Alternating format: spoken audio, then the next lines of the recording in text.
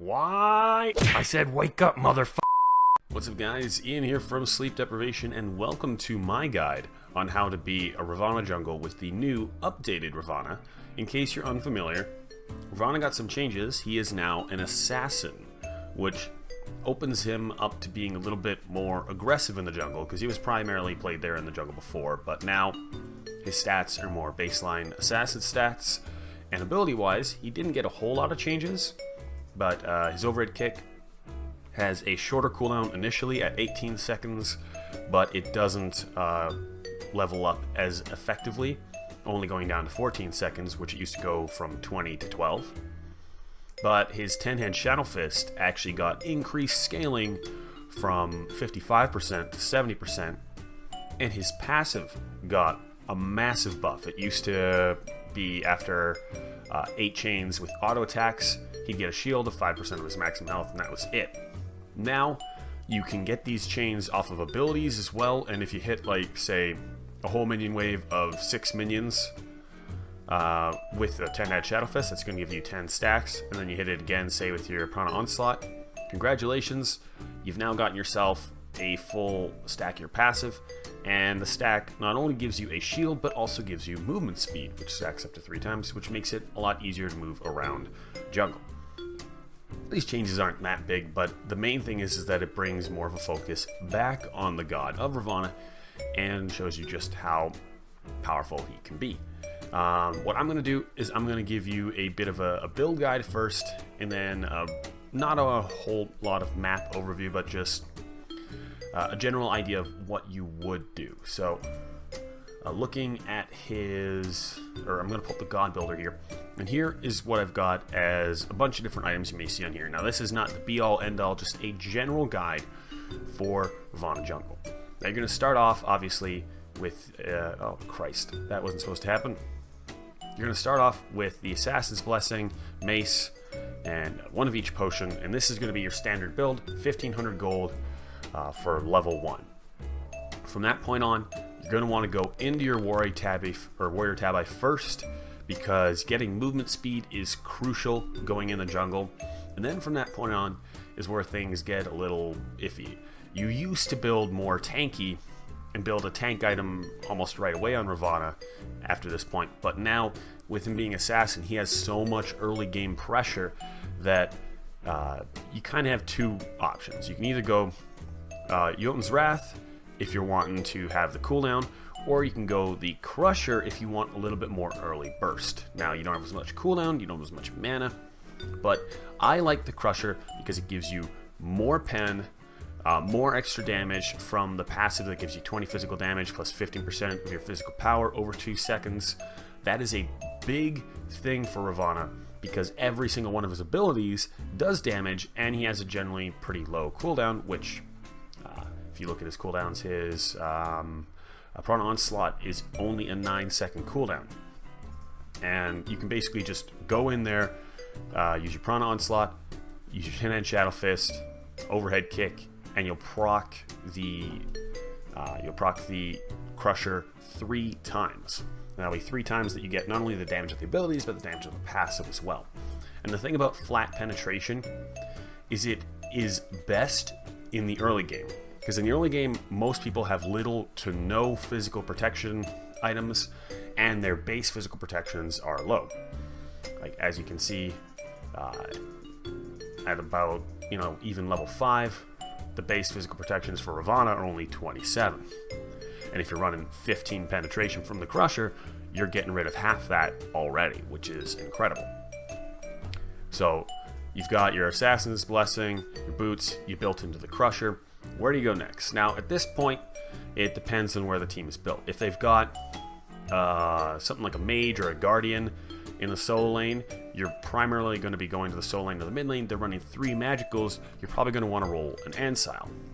But in most cases where it's generally 3 physicals, 2 magicals, and being the mid lane and the support for magicals, you're going to be dealing a lot with the enemy jungler and the soul lane and the ADC. I like going into Void Shield. Now, it's a little bit of an expensive item. Not everyone's okay with that, but it gives you 50 physical protections, 150 health, a little bit of power, but the big thing is an additional 20 penetration from that aura. So if you have that aura with the Crusher, you're running 35 pen. Once again, this is early on in the game. You're rocking a little bit of tankiness, a lot of pen, and the bonus of the Crusher. You're going to be doing some solid damage while also being a little bit difficult to kill. And the health also helps in that, making you be able to take a few more hits from mages as well. Now, if you want to go something a little cheaper and you're not so worried about the pen, Glad Shield is also a good option. Gives you physical protection, same amount of power, not as much protection, but it gives you CDR and the healing.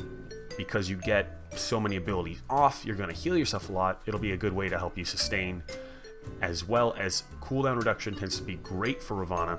Because he has a naturally low cooldown on his 1, it allows you to go in and use your abilities more often. He makes great use of it, and that's why I love cooldown reduction on Ravana as well. But for my money, I generally like going Void Shield. Then from that point on, if the mage is being if you're wanting to go for an inexpensive build and the mage is being a bit of a problem, and you're finding that you need that protection immediately, you can build right into an Ancile. I, however, generally will often go into a Mantle of Discord sometimes right away. It's a little bit more expensive, but if you're doing things right with this build, you're probably a little bit ahead and you can afford it. That means you're going to be even tankier against the physical people, and you can just go straight into that. But generally, you're probably going to be going into Ancile, and then from that point on, you can build a couple other items, figure out what you want to do, but I then like to go Jotun's Wrath after that to get my cooldown even further up and finish off with a Mantle of Discord when you replace your Assassin's Blessing. So your build would be Warrior Tabi, the Crusher, into Void Shield, into Ancile, Jotun's Wrath, and Mantle of Discord. Now, beyond the first 2 items, you can kind of change the order in which you're going for the rest of the items, but obviously this is just a generalized build, so there's going to be other situations where you may need to change things up. You may feel you want to be a little bit tankier, in which case you can replace the Ancile with, say, a Genji's Guard. And Genji's Guard is really nice because it gives you that extra health as well, a little bit more protections, and it's not lighting up telling me what it is, which is lovely. Come on. Alright, well, yeah, it gives you bonus health, and just give me a second here, I'm going to pull it up because the game is being stupid.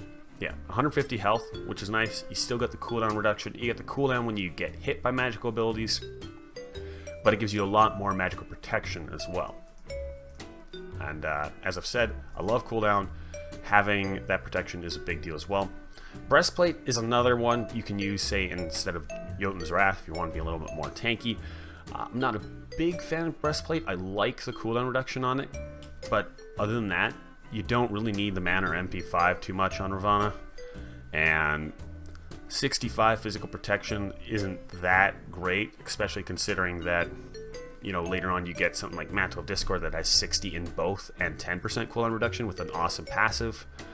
But it is something that can work, and it is a relatively inexpensive item that you can get that's a similar cost to Jotun's Wrath and can be used early on if you're needing to be more tanky. One item, though, I really do like overall if you're wanting to be a little bit more defensive in a physical way is Midgardian Mail. It did get a nerf recently from the 10% down to 8%, but it is a fantastic item that really works especially well against auto attack based gods like ADCs or auto attack based assassins, or even something like a Bellona or an Osiris. But it also, even against non-auto attack based gods, it helps out because slowing them when they're attacking you makes it easier for you to either catch up to them and keep on them or get away from them. And the 300 health is just a nice thing to help with both physical and magical. It is an item that is relatively inexpensive that I really do like from a defensive point of view. And one other thing you can do late game, since the Crusher isn't as good, if you want to, and you're finding you're needing a little bit more percent penetration because people building tankier, you can always switch out your Crusher for a Titan's Bane.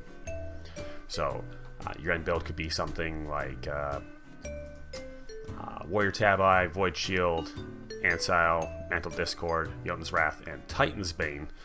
Or if you don't like the Ancile, maybe you switched out for a Genji's Guard. You've got yourself full CDR with this build, a good solid amount of penetration, and a good solid amount of protections as well. Like we build ourselves up to level 20 here.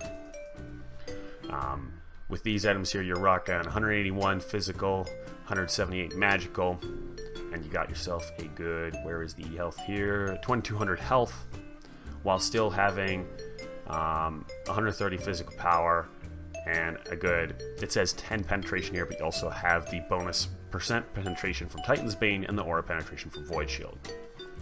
And if you do get to late game and you're wanting to be focusing more tanky, you can always, as I mentioned, swap out Jotun's Wrath for something a little bit more physical or magical, or get some extra cooldown if you're, say, wanting to get the not Mantle of Discord, but what is it, Spirit Robe, to kind of balance it out. But if you want to keep it simple, these items right here will be a generally good, solid build to start off with, and then you could just work your way around there with items that adjust slightly towards whatever the team you're facing is. But this build right here gives you a good solid amount of flat pen that's going to make you wreck squishies while also being pretty tanky with full CDR build, and the added effects of Ancile with the silence makes it easier to go in on mages. The passive from Mantle Discord helps you if you're getting, chunked down low to be able to get out or finish the kill. You're rocking a little bit of extra health, your full cooldown, decent amount of pen, and you got your mobility as well. It's a good, solid build, and it allows you to be very aggressive. Now, beyond just the build, a little bit that I want to touch on here is your starting relic should be Blink. Now, a lot of people like to go Beads or Aegis. I don't like that with Ravana. He can get away with that because his overhead kick gives him CC immunity, so you can use that to get out of a lot of things. And because you tend to build him a little tankier later on, you can afford to take a few hits. So getting that Blink is a really big idea, and then later on in the game when you upgrade it, it's even better. But what I like about it so much is it allows you to set up for a level 2 gank. So you see on the map here, you'll start with going from the speed buff, which is the yellow camp at the bottom left there, up to the XP camp, then over to blue, and by that point, when you finish that blue, you'll be level 2. You have the option to either jump in on the enemy solo laner there and try and get your solo laner head, run over and blink into the mid lane, take out the mid laner, because a lot of mid laners at level 2 won't have their dash, if they even have a dash, which means you can jump right in, coordinate with your mid laner, get an early blink gank with that early aggression on Ravana, get them ahead. And if neither of those opportunities get across, you can run over, take over the red buff, and then try and get a blink gank in on the dual lane. Ravana is incredible for that level 2 gank. You can easily get a kill once you hit level 2 with the blink. It is amazing, and then later on, having the option to blink in, attack a bunch of people, and then throw out your ult with Ravana just makes things all the much better. Because if you blink in, and then they use their dash to get away, then you can ult on top of them to catch back up, run into your Prana Onslaught, 10-man Shadowfest, and by that point, you're taking less damage, they're taking more damage, and you're just shredding them. You can easily full to 0 characters as Ravana, and even if you can't, the slow from your Prana Onslaught, the root from your 10-man Shadowfist just makes it so much easier for your allies to be able to capitalize on your ganks as well. Ravana right now is a very strong assassin and definitely worth checking out. If you have any other questions, feel free to leave them a comment in the section below, but definitely play Ravana because I'm imagining he's probably going to get nerfed in the future. He's just very strong right now, and he has that option of early game pressure while still being able to be almost a sort of off-tank type character in the late game, but still doing a good solid amount of damage. He's incredible, very good, low cooldowns, very safe with his overhead kick and his ult to be able to get out. And it's just definitely worth going into, at least for the time being, until he eventually gets nerfed. Anyways, I've been Ian from Sleep Deprivation. I'll catch you guys in the next video. Definitely make sure to like, comment, and subscribe. And you'll see more videos like this in the future. Take care, guys.